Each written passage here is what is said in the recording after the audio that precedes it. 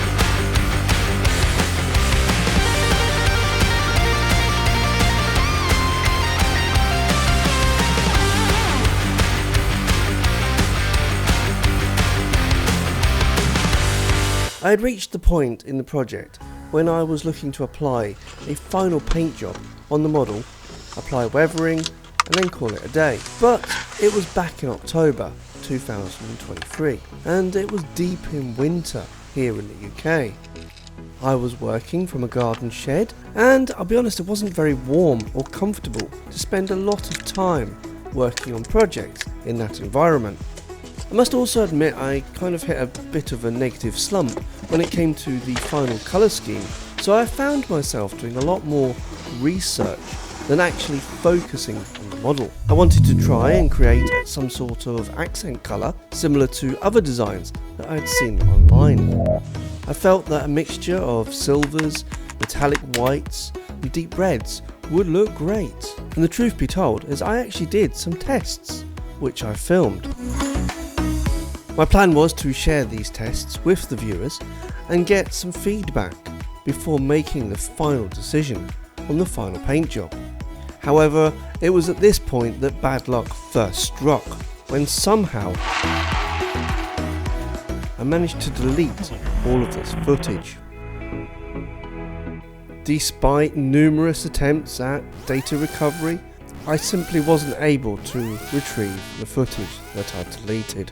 Despite this loss of footage feeling like a bit of a setback, it didn't deter me completely, and I started to repaint parts of the model with Vallejo primer. However, despite being an airbrush paint in an airbrush, I was having all sorts of problems getting a clean and even coverage. The airbrush kept drying up, and although this footage looked like I was achieving an effective coat, editing really is the only saving grace in this situation. I felt that the airbrush just wasn't as effective as it should be.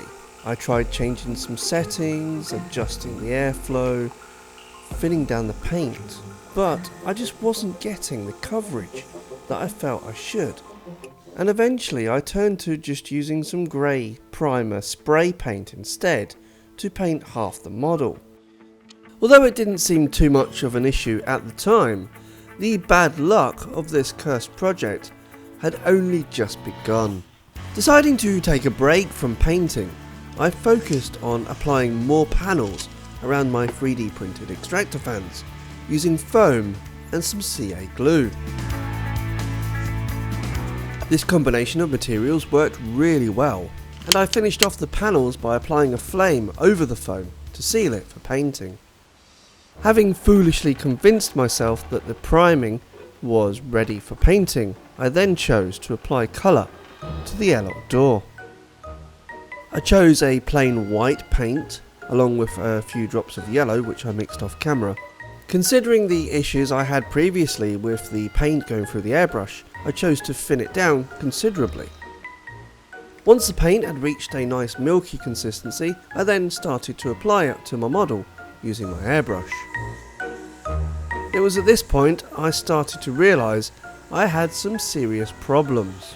The paint that I had mixed and thinned down started to have a very weird reaction to the grey primer spray paint.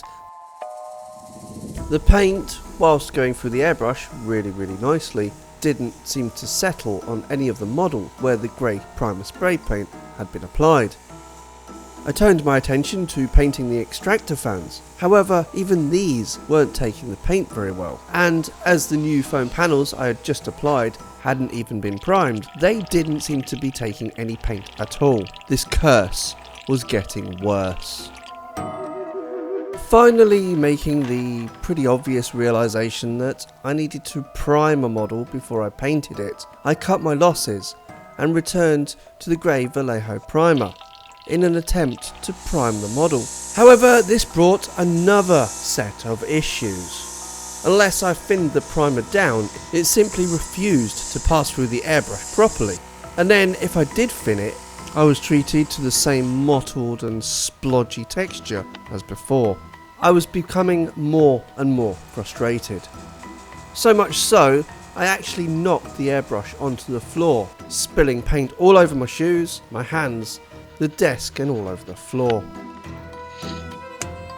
The curse seemed to have it in for me, big time.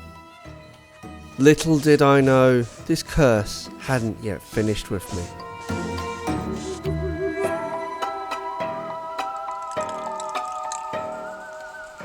Out of sheer desperation to complete this model, I decided that applying primer with a decorating brush was to be the solution. And so I set about the model, literally plastering the Vallejo primer all over it in thick, gloopy coats, before wiping it all off again, like it was a wash. Now looking back at this footage, a year and a half later, I'll be honest, I can't tell you what was actually going through my mind at the time. All I can think of is that I had become so irritated at the project by this point, I just wanted it to be all over. Which is ironic, because it seems like the curse wanted the project to be over as well. In my paint-covered, aggravated state, I managed to knock the polystyrene rock face part of the model onto the floor, breaking it into at least 3 pieces. The damage was devastating, and although I had a quick go at fixing it, by this point my heart really wasn't in it anymore.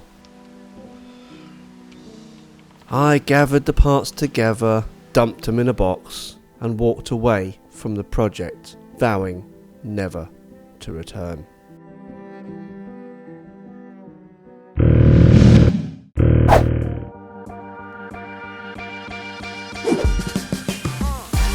It's now early 2025. Over a year has passed, and I feel it's now time to finally finish this project. Not only for my own peace of mind, but so I can allow myself to start new, exciting projects without the dread of incomplete projects hanging over my head. Getting back to the diorama, I removed all of the old hot glue residue from the wall and support before reattaching them as close to the original position as possible.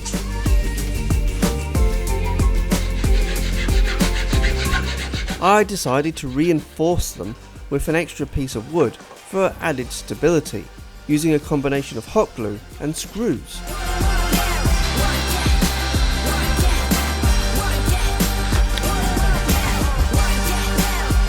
Once the walls had been repaired, I gave everything a brush down with a paintbrush to shake any loose stones, sand or other debris off the model, before I turned my attention to the rocky texture. Whilst the rocky walls were more or less intact, there were pieces that had been damaged. I used some PVA glue to stick any large loose pieces back in place, before covering any damaged areas in PVA, sand and other small stones, before giving everything a spray with some wetted water.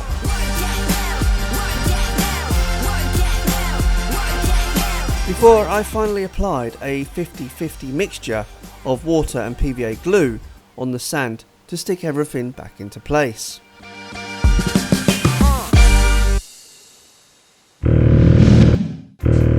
I also took some time and repaired and reinforced the separate rocky strip that I had built for above the airlock door part of the model. It had been originally built using a single strip of polystyrene and had absolutely no structural stability to it whatsoever. So I added coffee stirrers using cool glue to give it the extra strength that it needed.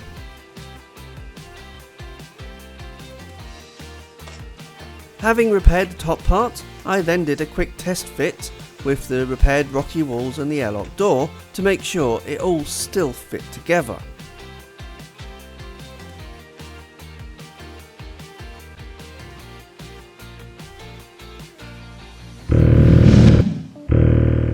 I then turned my attention to the most heavily damaged part of the model, the big crack in the back wall. I must admit I considered several options to repair this, before finally settling on using some all-purpose filler to repair the large cracks. I crammed copious amounts of filler into the gap, making sure no bare polystyrene remained visible. Whilst the filler was still tacky, I also applied an abundance of sand and small stones to add extra texture and try and blend the repair with the original rock texture as closely as possible. I felt pretty confident that I blended everything fairly well, however the truth was I wasn't really going to know how well a job I'd done until the next stage, which was painting the model.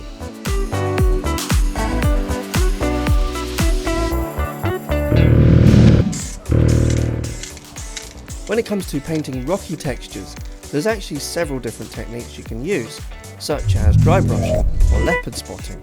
Now I have actually discussed both of these techniques in another video, which I will link to in the description below, so check them out. Taking into account the issues I had before, I chose to use a dry brushing technique, and in order to prep the rocks for dry brushing, I hit them with some black matte spray paint, making sure to cover all of the floors, walls, rocks and areas which will be on show from different angles. I also made sure that I got paint in the deep crevices and cracks with an even coat as well.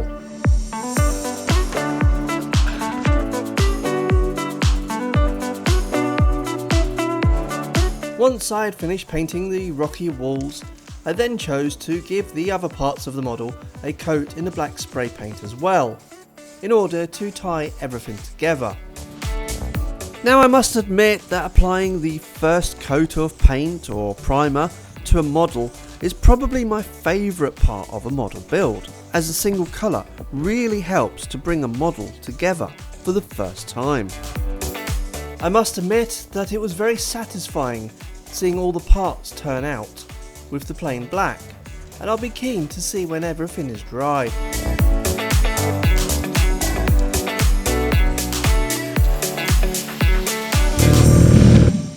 And this is where we are now.